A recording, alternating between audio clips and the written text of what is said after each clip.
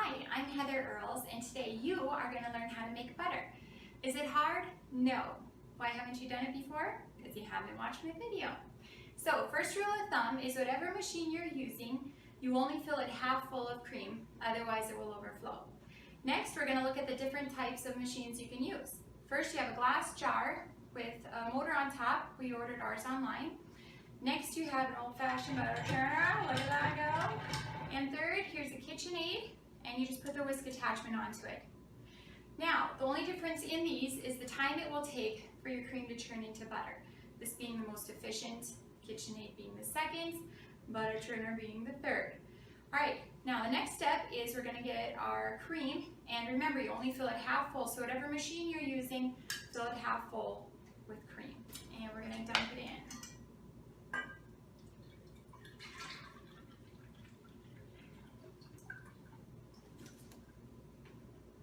Use a spatula or whatever you want, just so you're not wasting any cream. Next, I just want to point out, I don't know if all of you realize, as this whips, it will turn into whipped cream first. So if you want to make your own whipped cream, this is the same method you would use. The only difference being when it is at the whipped cream point, you would stop the machine, whatever one you're using, add a little bit of sugar, and then just whip it a teeny bit more, and voila, you have whipped cream. You can put it on pumpkin pie, cherry pie, whatever you want. I just wanted to point out this is the part where it would be whipped cream. The cream has come all the way to the top and it's broken back down to about half, and it's really thick, and this is where you would add your sugar. As you can see, we now have butter.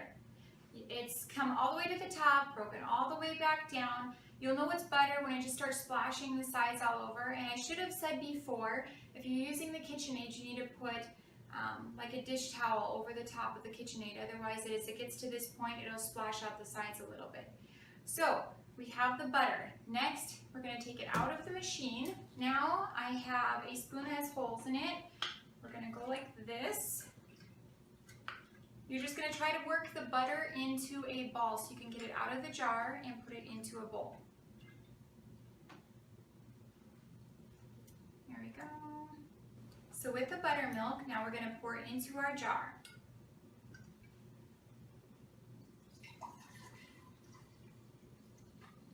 And with this buttermilk, you can make baking powder biscuits, buttermilk pancakes. I bet you didn't realize all the stuff you could use just by making butter. You have whipped cream, you have buttermilk, and you have your butter.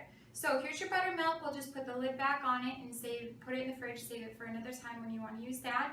And our next step here with the butter is we need to wash the excess buttermilk out of it. So we'll take it to the sink. You're going to wash with cold water, and I use my hands. You pour cold water in it, and you just work it around with your hands, then hold the butter and just drain out the water. Then do it again. Cold water in, mush it with your hands a little bit, drain it out. You want to do that until the water runs clear. And at that point, I'll bring it back here and I'll show you. It just takes the excess buttermilk out of it so it doesn't turn sour. That's the purpose of it. As you can see, we have our butter washed. I'm going to tip this up so you can see it. Now the next step is to salt it. So I just use a salt shaker because I know what our family likes and I've made it long enough.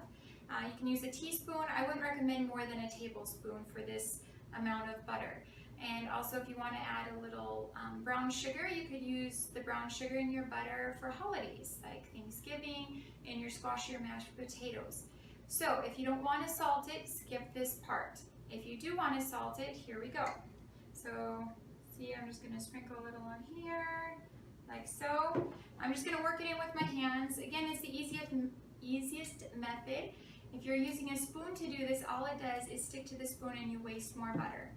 So here, I just kind of worked that in. Now, depending on the size of your butter dish, that's the size of the butter chubs you want to make, and or they have butter molds online. For our butter dish here at home, it's a little bigger. So what I do is you just take a little bit of butter and I mold it like this. Okay, I wipe my hands off a little bit, just put it in saran wrap, and I'm going to wrap it. Tear it off, roll it up, ends, and there you go. You have a butter chub. Now you can freeze these and then just pull them out as you need them. We store up all winter from our cow and our cream so that we don't have to buy any butter from the store in the summertime.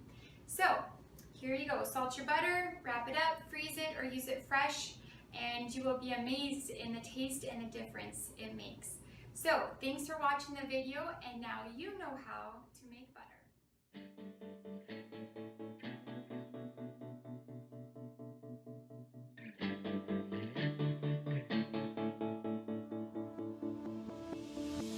I want you as you are, not as you ought to be. Won't you lay down your guard?